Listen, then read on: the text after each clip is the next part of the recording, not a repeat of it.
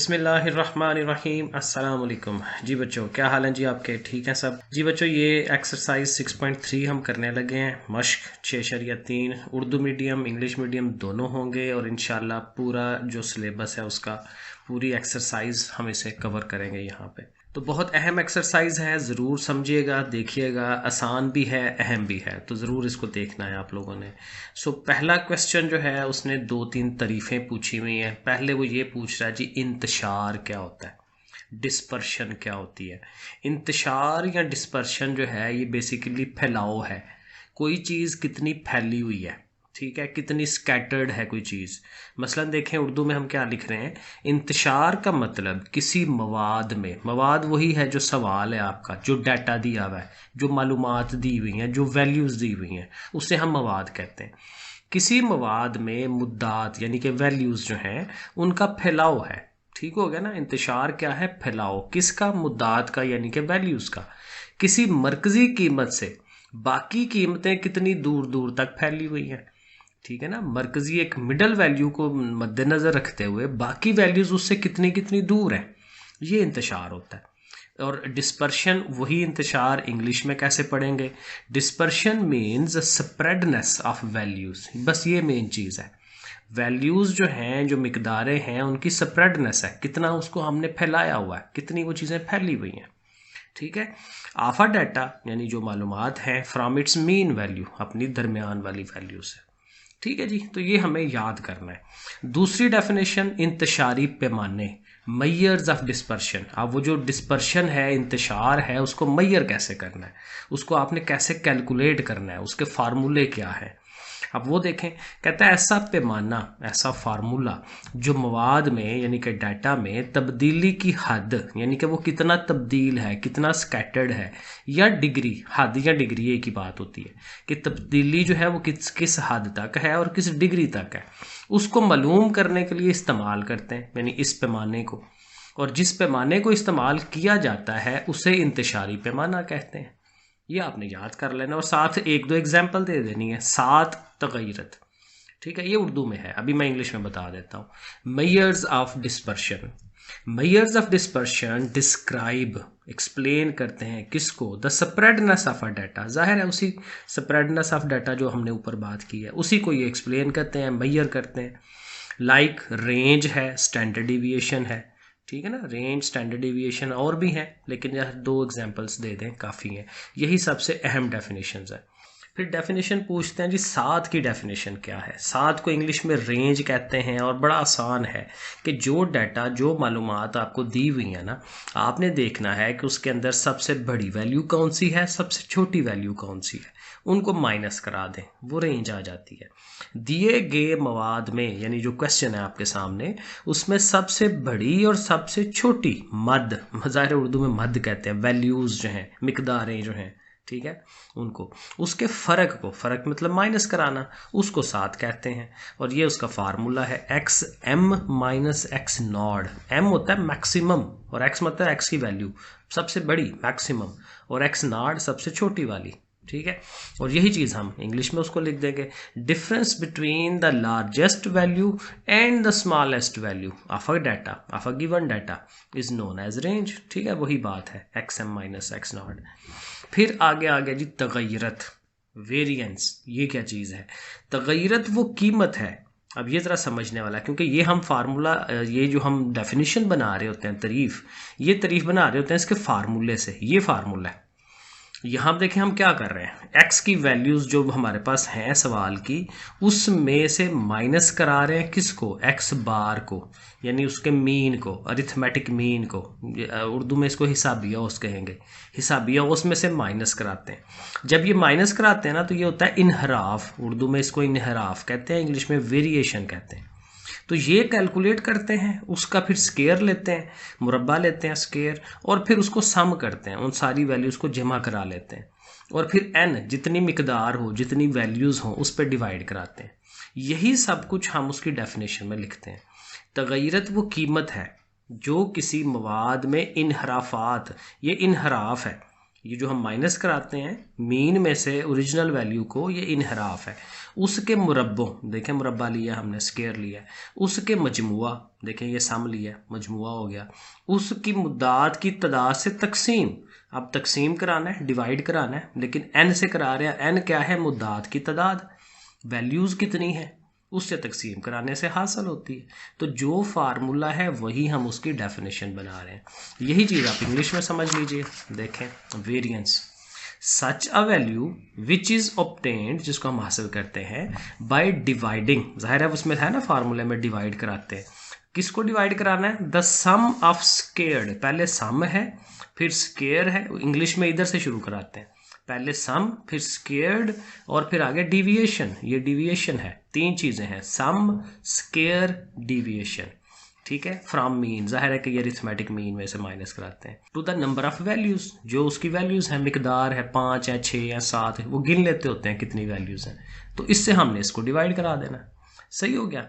तो ये हमारा हो गया वेरिएंस। अब यहीं से वेरिएंस या तगय्युरत जो है, इसी से म्यारी इनहराफ या स्टैंडर्ड डेविएशन, ठीक है, ये स्टैंडर्ड डिविएशन ये निकाली जाती है। अब बेसिकली है क्या? फार्मूला तो वही सब कुछ है, सेम फार्मूला होगा, सिर्फ हमने क्या करना है, इसके ऊपर अंडर रूट ले लेना है, जज़र ले लेना है।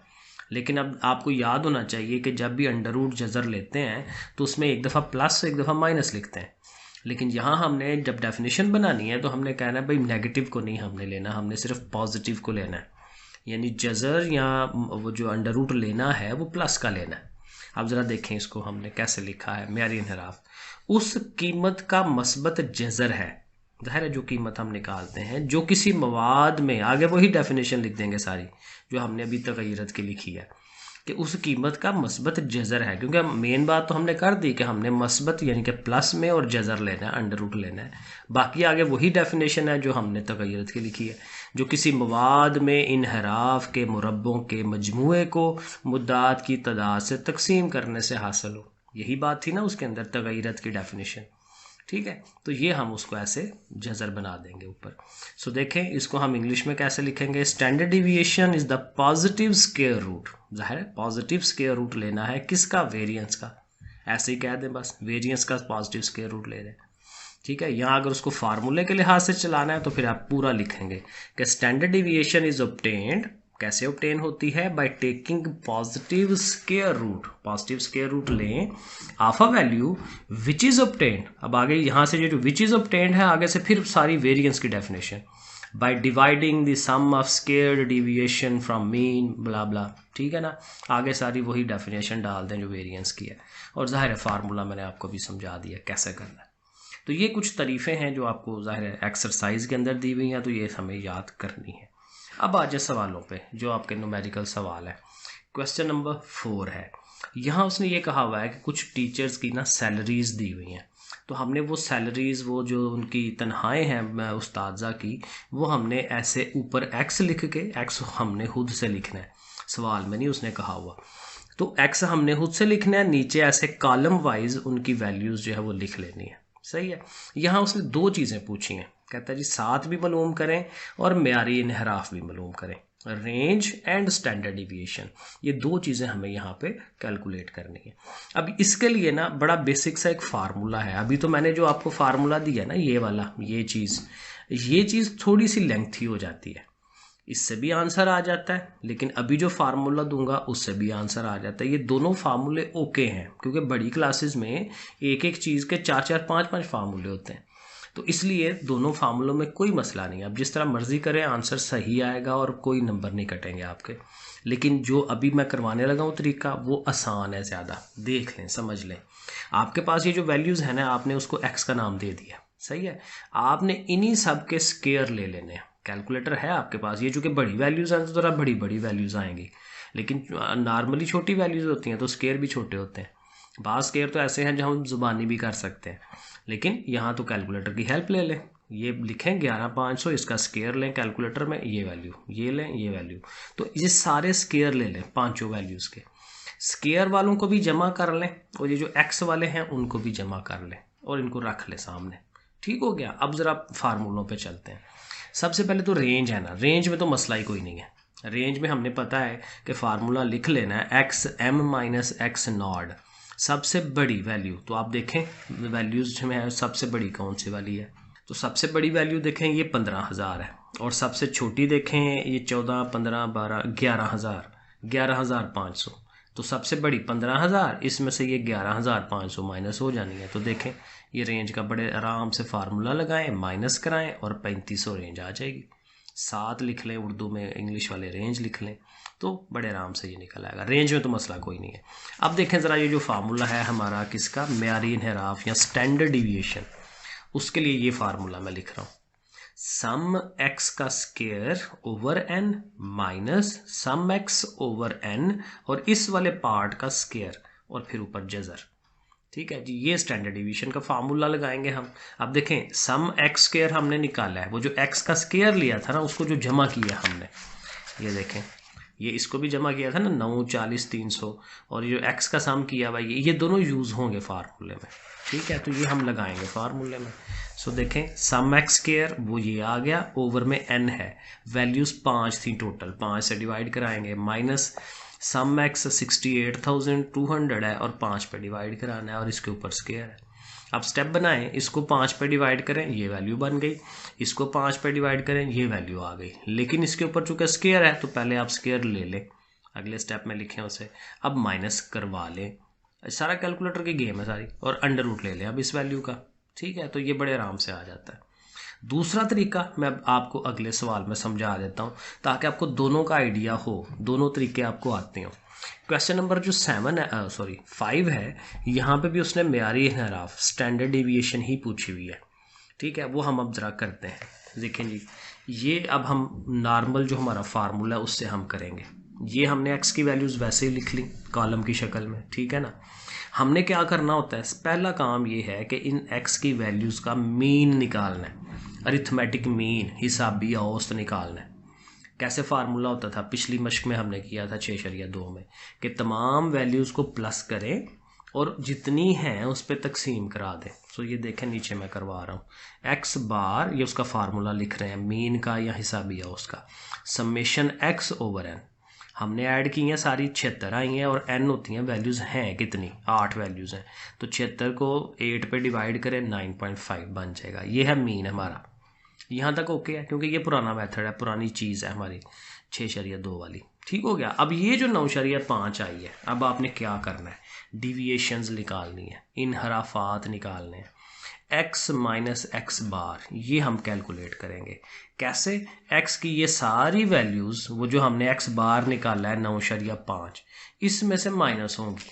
कैलकुलेटर पकड़ लेना, लिखना है आपने 12 माइनस 9.5, वो ये आ जाएगा आंसर। 6 माइनस 9.5 ये आ गया, 7 minus 9.5, 3 minus 9.5 and so on करते चले जाए।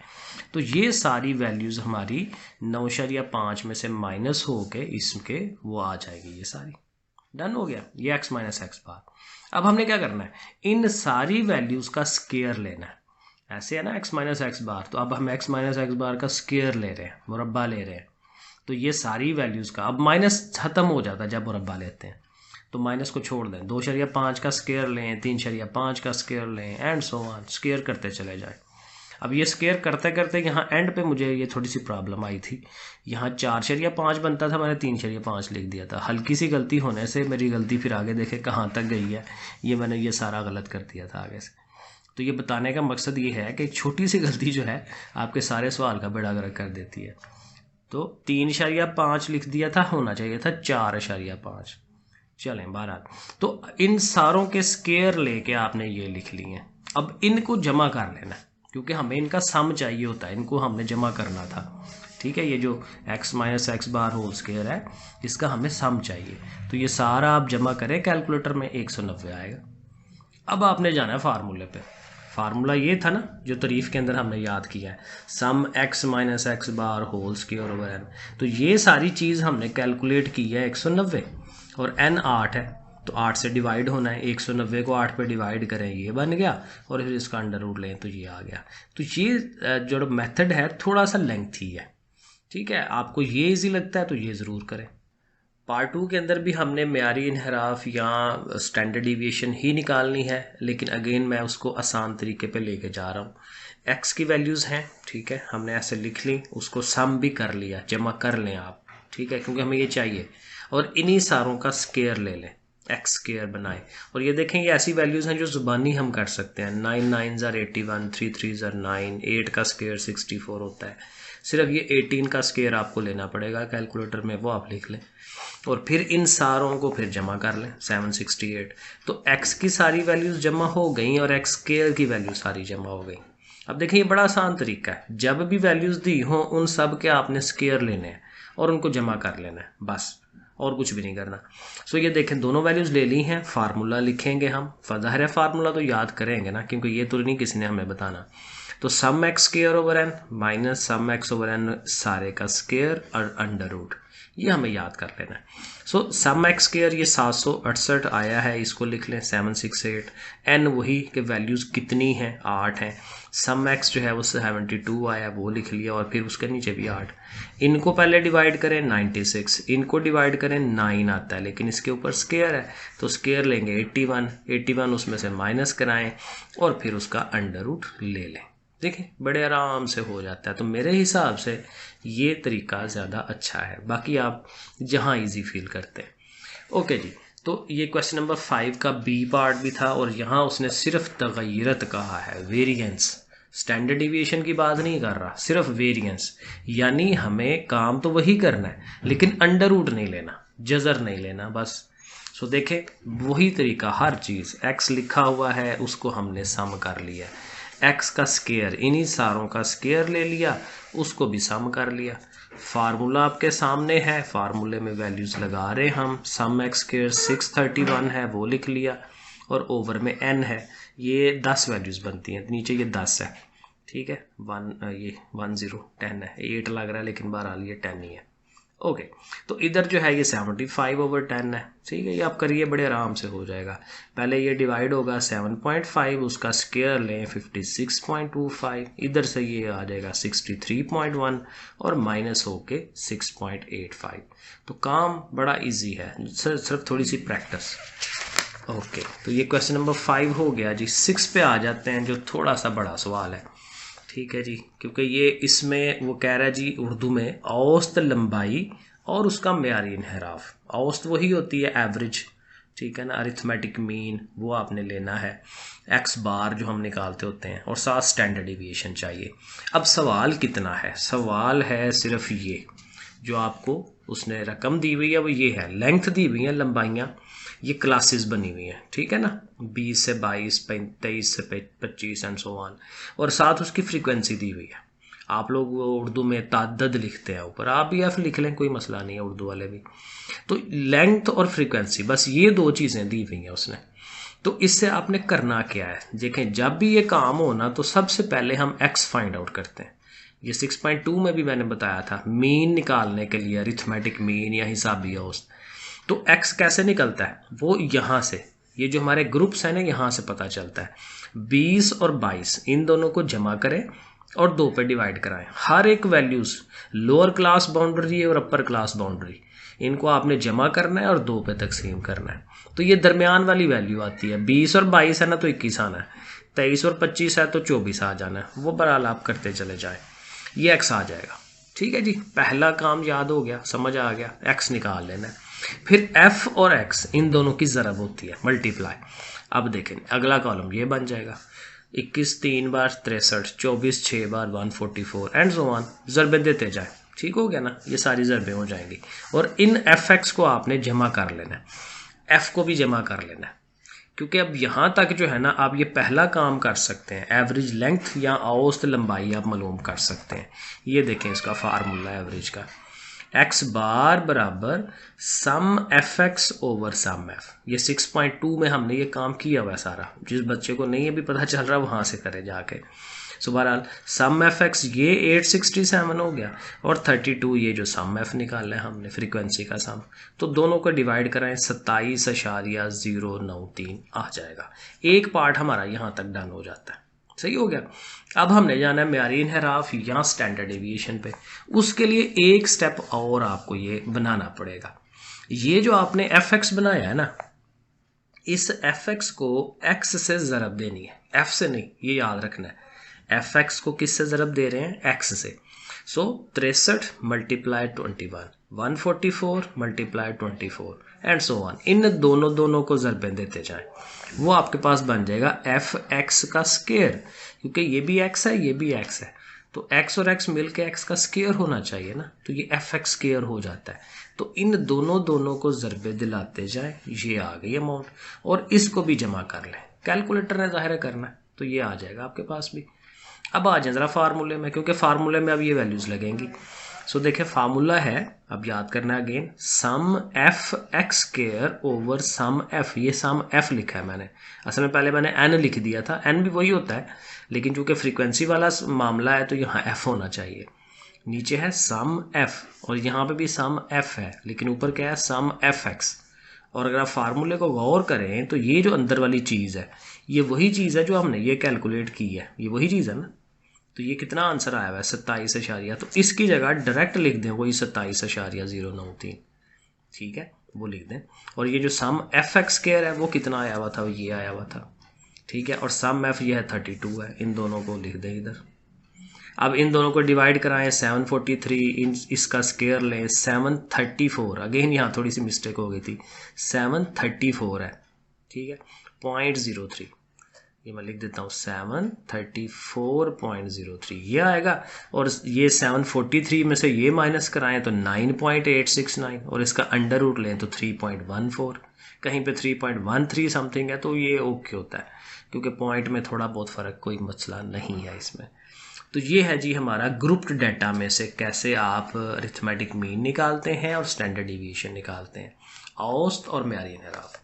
ओके जी, लास्ट क्वेश्चन है, बड़ा सिंपल सा, रेंज निकालनी है, 7 निकालनी है, और हमारे पास सवाल है इतना, ग्रुप डाटा है, नंबर्स हैं, ग्रुप्स बने हुए हैं और 7 फ्रीक्वेंसी है। यहाँ इस सवाल में बुक्स में कहीं थोड़ा बहुत इशू है, मेरे ख्याल में नई जो बुक्स हैं उनमें यहाँ 31 होगा, और जो थोड़ी पुरानी किसी के पास बुक है मे बी वहाँ पे 34 हो। रकम डिपेंड नहीं करता, क्योंकि आपके पास जो सवाल सामने आना है ना, आपने तरीका वही लगाना है जो अभी मैं आपको बताने लगा हूँ। आपने क्या करना है कि ये जो क्लासेस है ना, इनमें फ़र्क है, क्योंकि देखें 31 से 40 पे जा रहा है, तो अगली क्लास 41 से स्टार्ट हो रही है, वो एंड हो रही है पिछली 40 पे, तो 40 और 41 में गैप है, वो गैप ख़त्म कराना होता है। तो गैप कैसे ख़त्म होता है? उसके लिए रूल ये है कि ये जो आपके पास लोअर क्लास बाउंड्रीज़ है ये वाली, इन सब में से 0.5 माइनस कराएं, ठीक है, और इन सब में 0.5 प्लस करवाएं, वो हमने ये बना देना। 31 में से निकालेंगे ना 0.5 तो 30.5 आएगा, इसमें ऐड करें तो 40.5 हो जाना है। तो इस तरह सब के साथ, इधर ऐड इधर माइनस, क्या 0.5, ये याद रख लेना, ये बन जाएंगी। अब जो रेंज आपने लेनी है उसके लिए फ्रीक्वेंसी वगैरह की कोई ज़रूरत नहीं है, आपने ये क्लासेस में देख लेना है, सबसे छोटी ये जो बाउंड्री है और सबसे जो बड़ी बाउंड्री है, इनको माइनस, यही था ना x m minus x naught, सबसे बड़ी में से सबसे छोटी, तो 75.5 है और ये जैसे 30.5 है। तो रकम आपके पास कुछ भी हो, जब आपको ये तरीका आता है ना तो आपने वही करना है। तो जो भी सवाल आपके सामने आ जाए, ये वैल्यूज़ कुछ भी हो जाए, आपने तरीका ये लगा देना है, तो आंसर जो आएगा वो सही होगा। तो माइनस करा दे, मेरे पास आंसर 45 आ रहा है, आपकी वैल्यूज़ चेंज होंगी तो आपका आंसर कुछ और आ जाएगा। सही है, तरीका आपने ये याद रखना है। तो बस ये है जी 6.3 कंप्लीट हो गई है, बाकी इंशाल्लाह अब रिव्यू करते हैं 6 वाली। ठीक है जी बच्चों, फिर अल्लाह हाफिज़।